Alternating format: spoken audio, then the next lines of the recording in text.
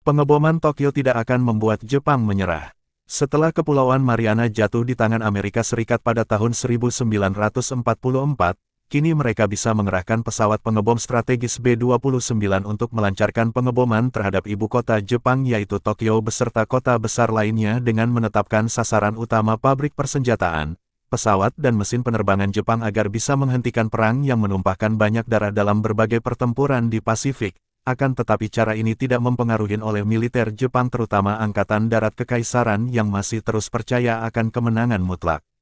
Pengeboman ke kota Tokyo yang terjadi terus-menerus mengakibatkan banyak korban jiwa berjatuhan. Salah satu pengeboman paling parah dalam Perang Pasifik yaitu pengeboman Tokyo tanggal 10 Maret tahun 1945 dengan nama sandi Operasi Meetinghouse oleh USAAF mengerahkan 279 pesawat B-29 Super Fortress.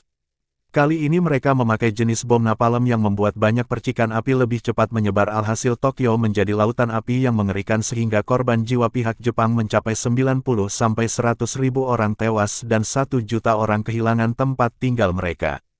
Serangan udara yang mematikan ini tidak membuat Jepang jatuh tetapi moralitas warga sipil Jepang telah hancur. Pemerintah Jepang melakukan kampanye propaganda difokuskan untuk memulihkan kepercayaan bahwa Jepang akan memastikan kemenangan perang ini.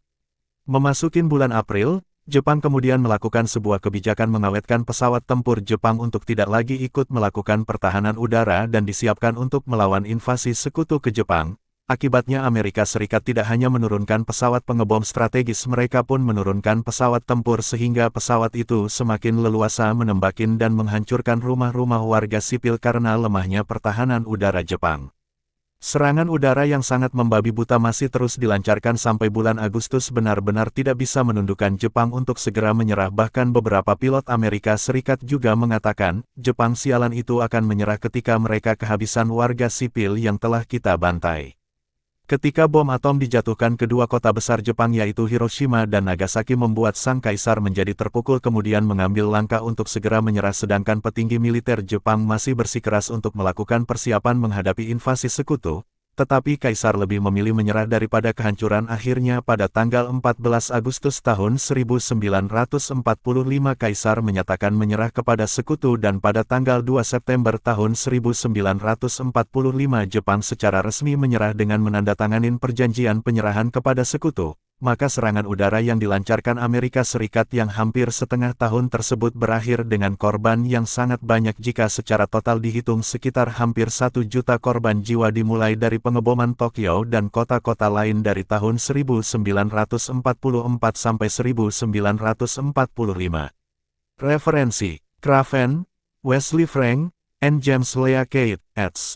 The Army Air Forces in World War II, Volume 5, The Pacific, Matterhorn to Nagasaki June 1944 to August 1945. Chicago, University of Chicago Press, 1953, page 558.